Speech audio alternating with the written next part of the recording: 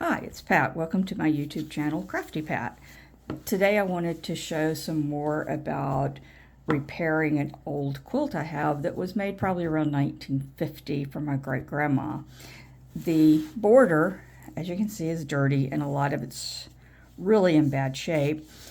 I have removed the worst part. This is still intact, but you can see these triangles here are shredded.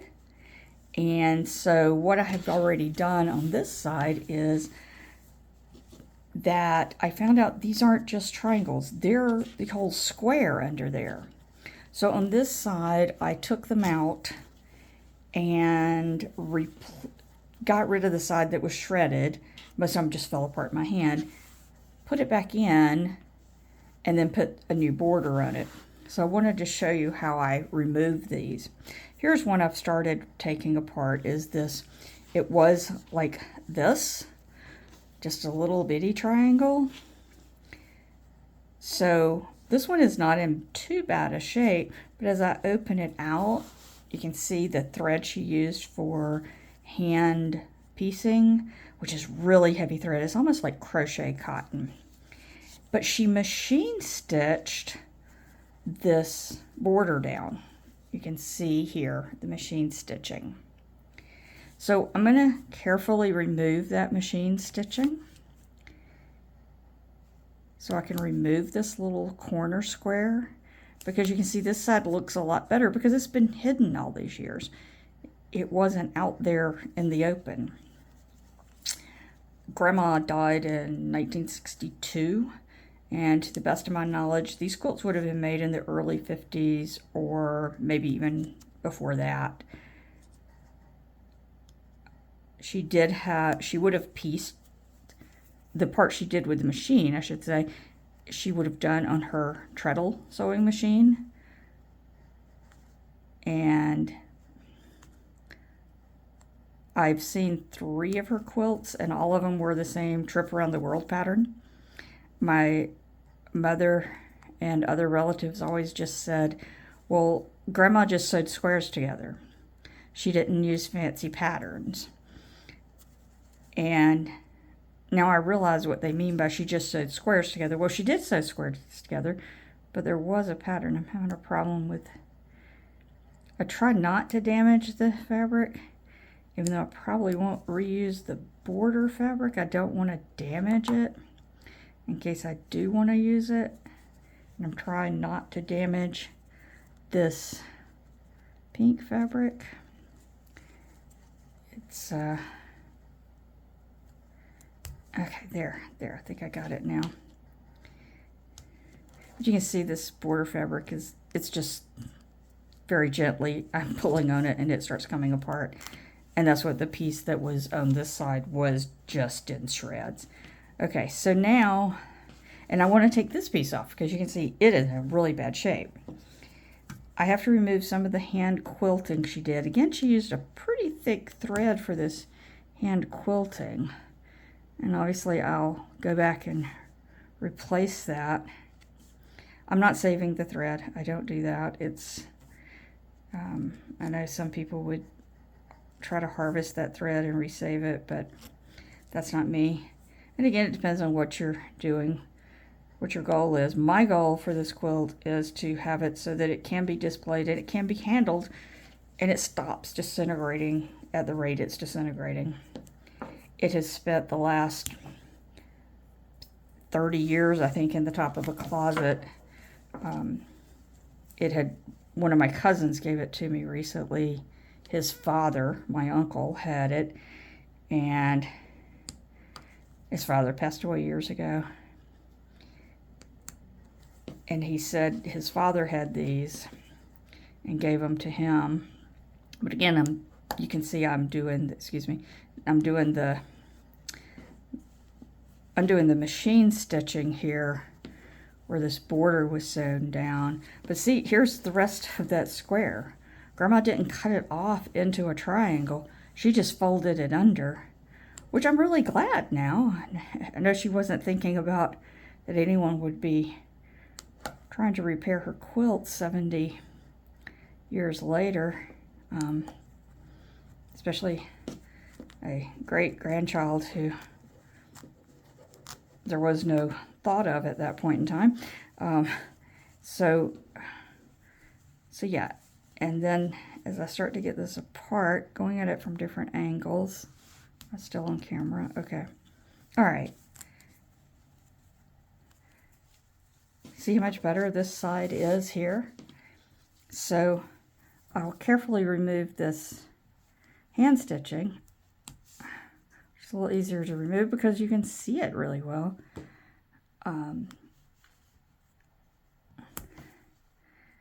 It is, but it's a thick thread. The other quilt I've repaired, it was the threads, the hand stitching that had come apart, not the fabric. But this one, the fabric is just, a lot of the fabric is in really bad shape. So I'm doing my best to replace with something that's similar in color, style, and print size. And I've been looking for fabric. I've gotten some fabrics, but I had not found anything like this pink. And then I went ahead and started taking it apart and realized, oh, wait, I can just use this side. There's nothing that saves me having to find fabric. And not all of the squares are that bad. Not all of the pink triangles are needing to be replaced. This one doesn't look too bad. It's got a little worn there. So I'm only going to do this unpicking for the ones that are in bad shape. One side of the quilt seemed to be in worse shape than the other. This quilt is dirty. I have vacuumed it. I can't wash it because in the center there's a lot of pieces just missing and it would just fall apart completely. I don't want to do more damage. I don't know why it was so dirty. I hope no one was sleeping under it with it being this dirty.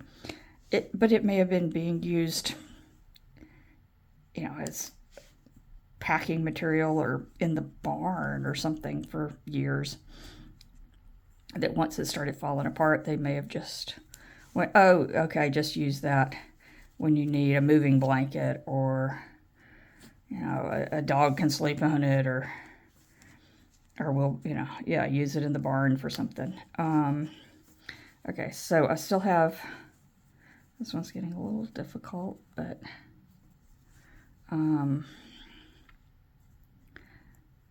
again, I'm trying not to damage the fabric, especially since this is fabric I want to reuse. There's still, see, this is one, this was sewed on by machine. This fabric just fell apart, so the machine stitching is still there. So I've got to carefully take the machine stitching out of this, out of the fabric pieces. Okay, so then I'm going to open this up. And these pieces, before I put them back on here, I'm going to give them a gentle wash and just, a bowl of water and a little Orvis soap. And then what I'll do is I'll come back. I may starch it a little bit, but after I wash it, I'll iron it well.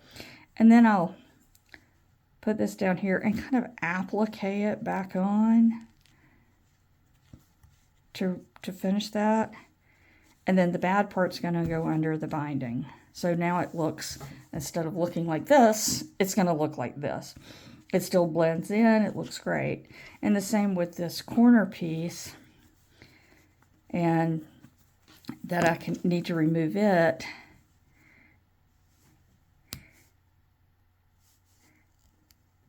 And even though, well, this piece is in good shape, but you can see this dark blue is in bad shape. I went ahead and put these here, even though I may patch over this one, but that's okay. Again, I just kind of, it's more like I applique it down. You can And that's what I've done here. You might be able to see the stitches. And then this, I have hand stitched this new border on. I considered machine stitching it, but I decided I'd just soon hand stitch it on. It's not that much. Okay, see, I'm just going to continue to take this off.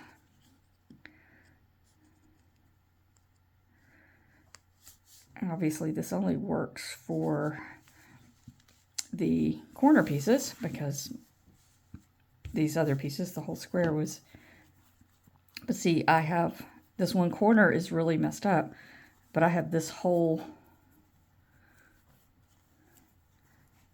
piece here to work with to replace that little corner, excuse me, to replace that little corner, or to replace one of these bigger ones if I wanted, but either way. So you can see the batting is dirty. Once I do finish putting it all, securing everything, I will wash this gently by hand. This is the backing. Some of it is disintegrating. It just falls apart. And overall it's in good shape, but it's the edges and the board, the binding was, that's in the worst shape. It's also interesting to see how she put this together. So she machine sewed this down, and then this is how, it's hard to see. Well, some of that looks I don't know, she machine stitched some of this as well. Of this, it's hard to see because it's just falling apart, but I can see what looks like machine stitching there. I don't know how she did that, unless I don't know how she machine stitched both sides. Oh, it may be top stitched. It's really hard to tell. No, it's not top stitched. Anyway, she used a combination of machine stitching and hand stitching to get the quilt made. I'll continue on this. I'm going to continue to remove these little triangles on this side, and my original plan was I was going to just cover up this binding with the new, or this border with the new border, but once I realized I need to do this, replace some of these pink triangles, I'm going to have to take this off anyway to get to that triangle. So I'm probably going to take all of this off, and I will, I can feel there's cotton missing. As you can see here, the cotton doesn't go all the way to the end. Once I get all this done and this, I'm going to even up this edge. I may make the border, as you can see, it's wider than the backing at this point. I don't know if I want to I'm going to even this up, square it up. I may take the backing and roll it to the back as the binding, like that, which would have been in keeping with how Grandma quilted, how she did her binding. But I may not. I'm not sure. I'm really not sure. And this is probably not going to be this wide when I'm finished. Either I will cut it down, or I may add a piece of fabric here, square this up, and extend it, stitch a piece on here, and so that then it's wider than the top, and roll it around to the front as the binding. I just haven't decided. But again, I removed a lot of cotton that was here because it was really dirty, because the border had disintegrated to the point the cotton was just bare. And it had no covering, and it was so dirty. So I'm going to do that. And you can see how the cotton, the layers of cotton. She most likely processed this herself. She may have gone and bought batting, but the older members of my family don't think she did. That they remember her processing cotton with cotton cards. I've mentioned in another video. So if you have any questions, leave me a comment below, or if you have any tips, I would appreciate them. If you would, also give me a thumbs up and subscribe if you're interested in seeing more about this quilt. Thanks.